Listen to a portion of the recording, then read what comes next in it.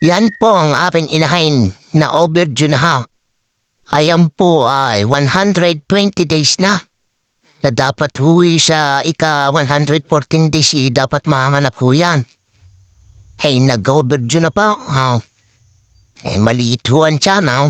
Para hong walang laman. Pero pag hinahawakan ko yan, meron naman hong nagalaw sa luwag. Kaya hong bahan tuturapan niya ng pampahilab. Yan. Para mag-labor siya. Para bulabog yung nasa luwag at lumabas. Yan tuturukan ko na ho yan. Ayan ho, nung naturukan ko hindi pa rin humanap ng araw na yan. Kinabukasan pa ha, umanap yan. Bali ho, kinabukasan pa ng gabi yan, sinasap na ang karayam. Long, turuhay. Tiga na maham, after 5 minutes po yan italab na agad yung gamab.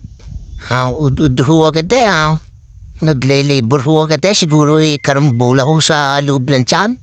Kadatuwa mga baka, kaibot-kaibot ng paa. Ganoon talab ng anong gamot na yan. At yan pinabukasan ng gabi. Pagpunta at pagsilip, 7:30 ho ng gabi, may lumabas ng isa.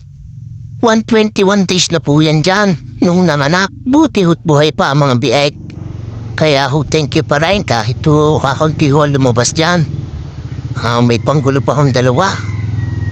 Yan. Ayan po ang lumabas dyan 4 na piraso.